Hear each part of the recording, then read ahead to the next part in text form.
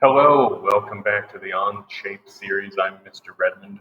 Today we are going to make a slightly more complicated widget in OnShape. We've done one already that it was pretty simple. We're going to do this one here today that is a little bit more complicated. It has more features, round parts, and angles included.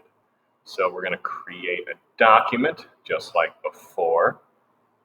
I'm going to call this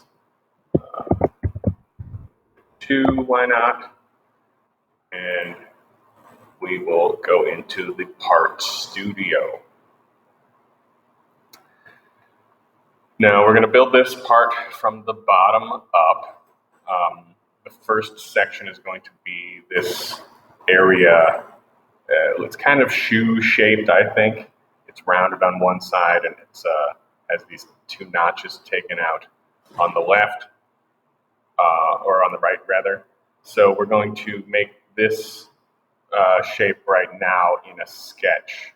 So I'm going to click on sketch, and I'm going to click on the top plane because I want to do it from the bottom up, and I will reorient myself with the view cube.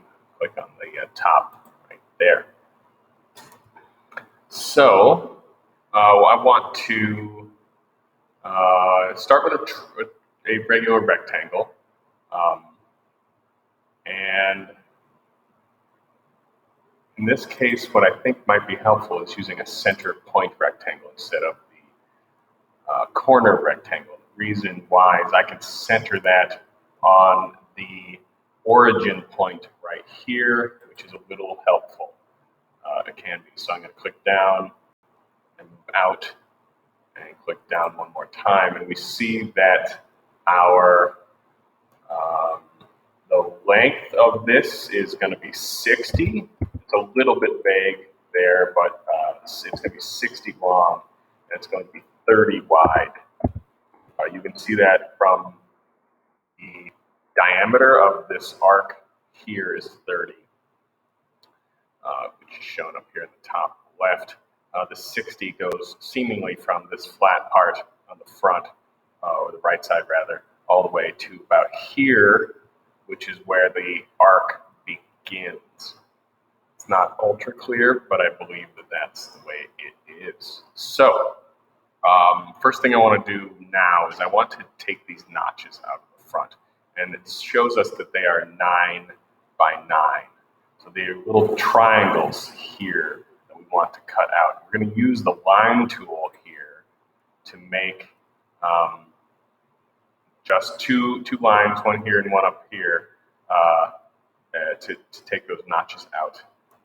The dimensions don't matter at the moment, but what does matter is we want them locked into place on this right side here. I'm going to lock it into place there, and then I'm going to come down here and I'm going to lock it down on the bottom as well. So they're there, those lines, that's good. The dimensions are not important yet, so I'm going to hit the escape key to get off of this tool. And then I'm going to click on the line one more time and click down on the top line and then to the right line of the rectangle. And I get the tool is still active, so I want to get off that tool and click escape on my keyboard. What isn't yet done yet, so these dimensions need to be changed. The distance between this point and this point needs to be 9. So I'm going to come up here to the dimensioning tool, and I'm going to click on this point right here. You see that it turns gold, and then click on the bottom corner there. Oops, didn't work. There we go. And click down right there, and I can type in 9. Right, 9. That's what we want it to be. So it changes the value from that quite long value. A lot of decimal places in OnShape for whatever reason. And I need to do that for this side, and this bottom side as well. Each of them need to be 9. So I click and I click, and I move it down here, and I put in 9. And click once, click twice, smooth it out, and click down. one more time.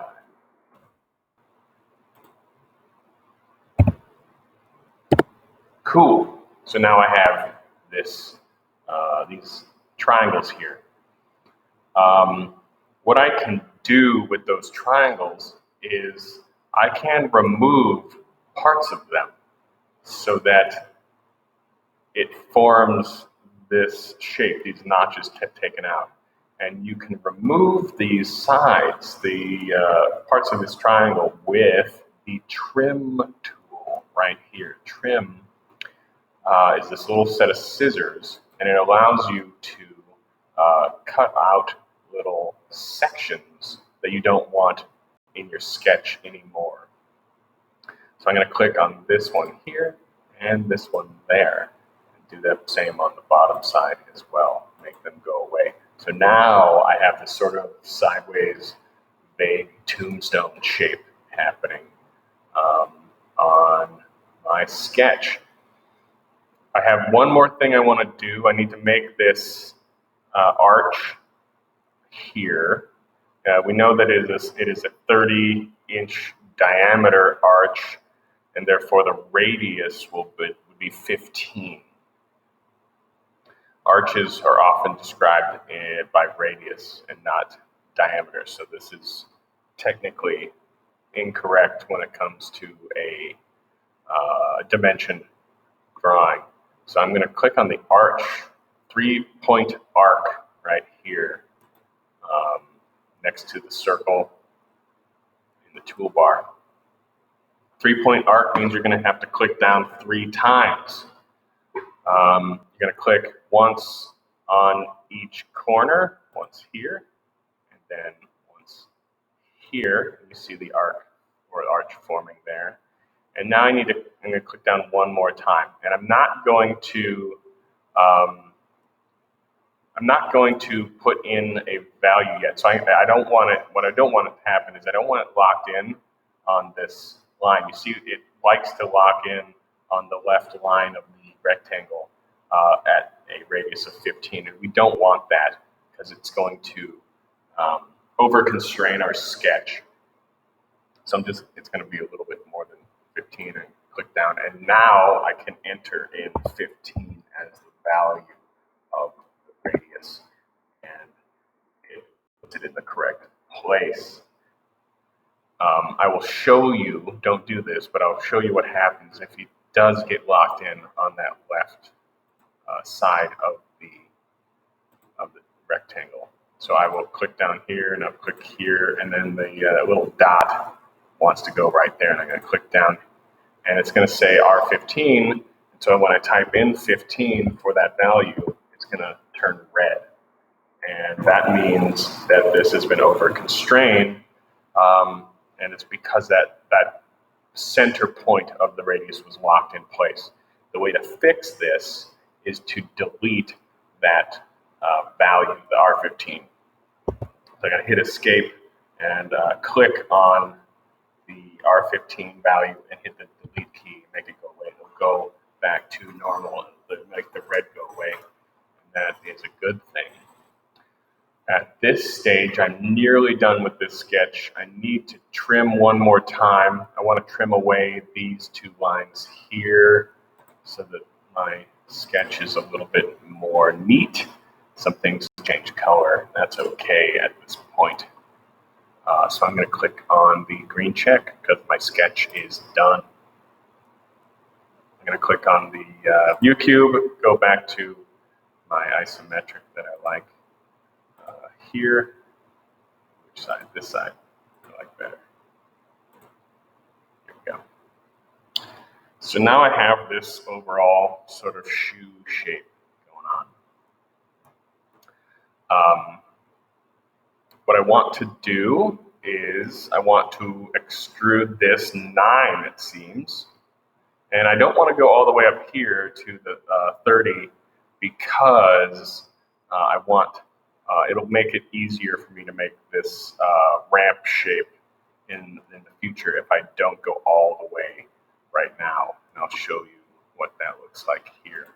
So I'm going to click on extrude. I'm going to click on our sketch.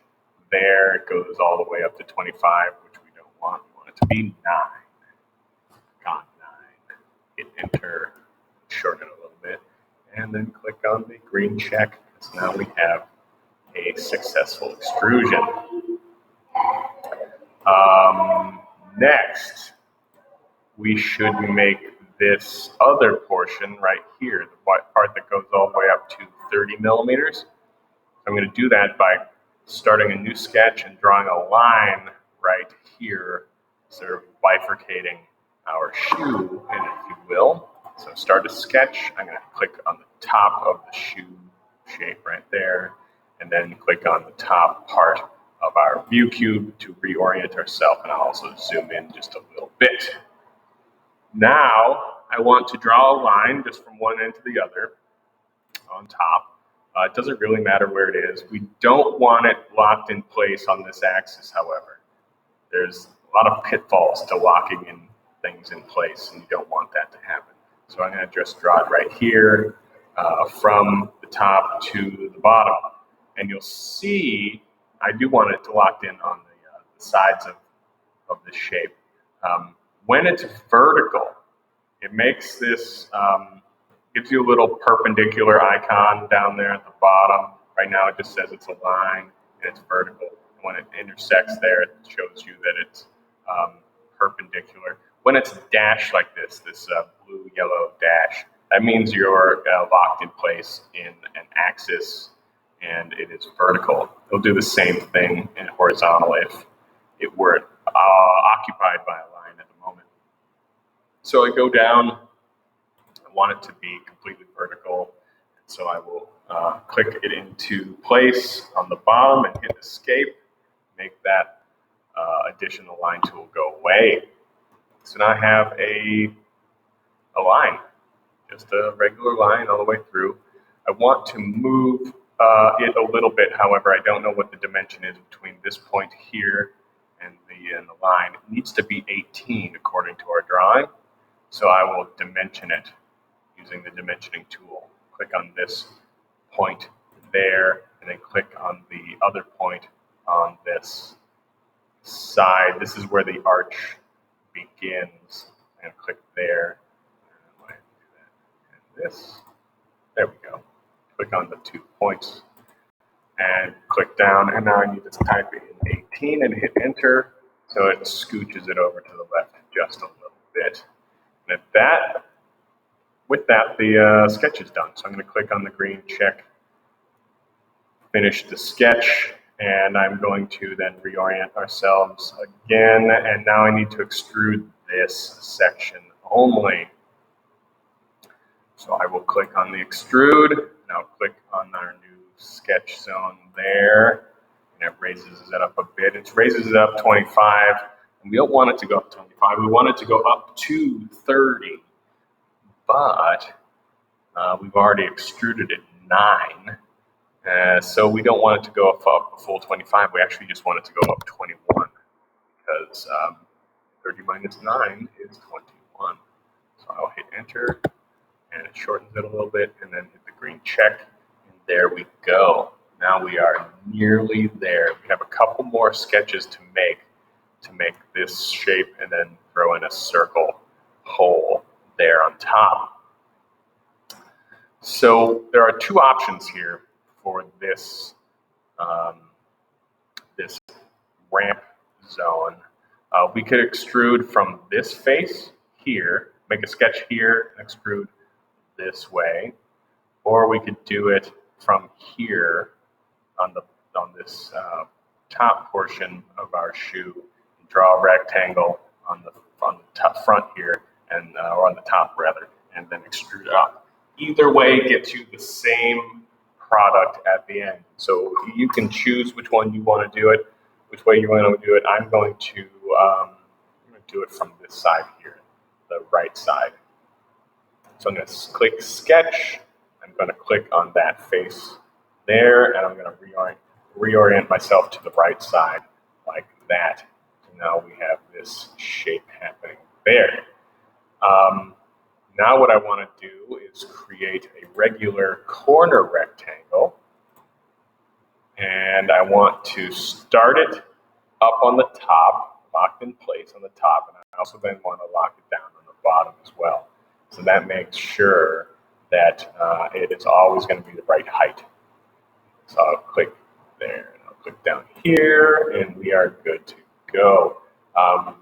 This we're not going to change. We're not going to change this 21 height there, but we are going to change this value here. We want it to be not 7.3 blah blah. We want it to be 7, value of 7. Then hit enter, and we are good.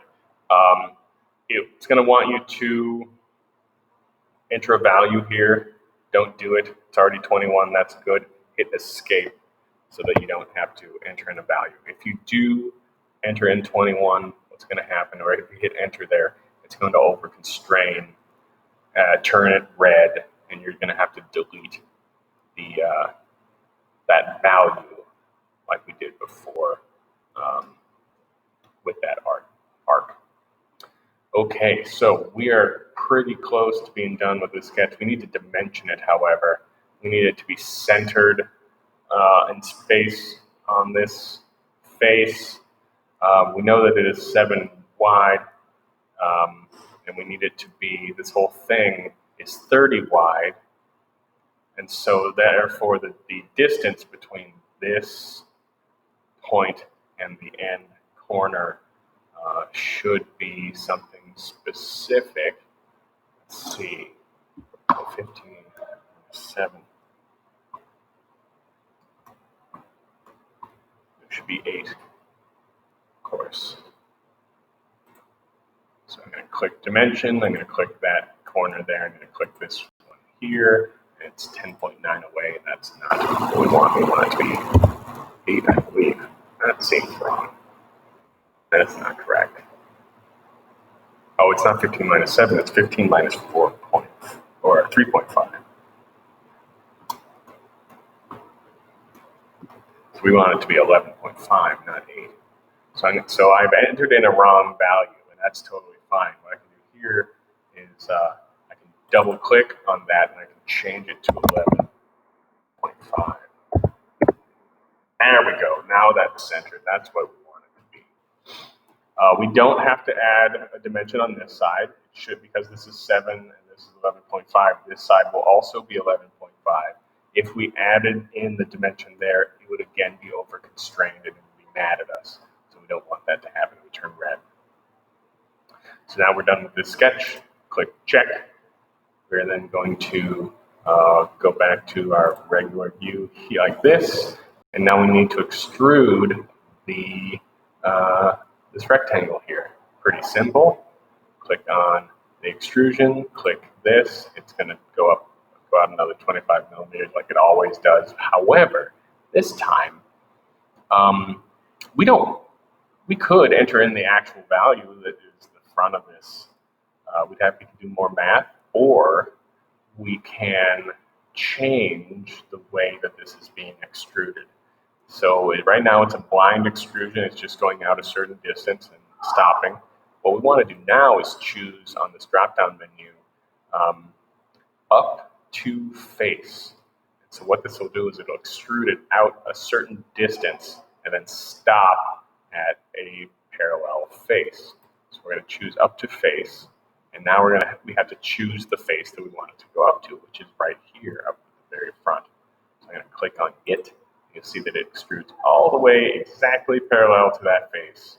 And now I can click the green check and make it permanent. The next step, very simple. We need to cut this in half. We have this whole big extrusion here. We don't want it. We want it to be this sort of ramp situation. So we need to cut that in half. I'm going to click on sketch. I'm going to now click on this face there, go to the front. Got this looking like this. When I'm going to grab a line tool, and I'm just going to go corner to corner. Click there, click down there, and it's going to want me to type in some values. I'm not going to. I'm going to avoid the temptation to put in a manual value. I'm going to hit escape and make that all go away. So there is no value associated with this line, which is the way we want to make it, because otherwise it would be over constrained again. I'm going to click the green check, I'm going to reorient myself on the view cube. And here we go. Let's extrude this away. Click on extrude. Then click on this rectangle here, the top one that we want to make it go away. And it's saying, hey, that sounds wrong. Because we don't want to add any material. We want to remove material. So we're going to click on the remove button. This looks like it would work fine when it will work just fine. But instead of doing a blind depth, I want to choose the through all option on the drop down and make that go away like that. So it's just going to be this section of the extrusion that's going to be gone. So we click the green check and look at that. We are nearly there. We have one more feature to add, and that is a hole. So let's make that hole. It has a radius of 0.5. Holes and circles are not dimensioned by radius, they're dimensioned by diameter. So the diameter is going to be 15. We will sketch, we'll put it on the top, just like before, and we're going to reorient to the top. We will now choose the circle tool, and we want it to be centered on the part where the arc started earlier, right here, lined up with the edge of where the arc started, right here. So we're going to start our circle right there. If it doesn't lock into place, that's okay. You can always move it 7.5 or 15 millimeters into the center and orient it that way. So I'm just going to click down there and then click one more time and type in 15 for my diameter and hit enter. And now I have the circle exactly where we want it. As far as I know, I'm going to click the green check, reorient myself one more time, and finally extrude that away, just like we did with the ramp section. We're going to click on the circle, and instead of adding material, we're going to remove it. And instead of going down blind, we are going to click on through all and click the check. And we are done with this very complicated piece, or a somewhat complicated piece. So I hope you're getting a sense of how to rationalize your way through making a part like this.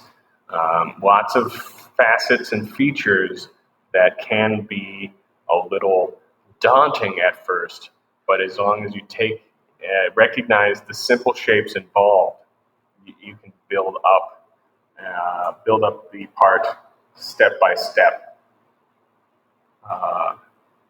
with some relative ease. All right. I'll see you in the next video where we'll make it a little bit harder still.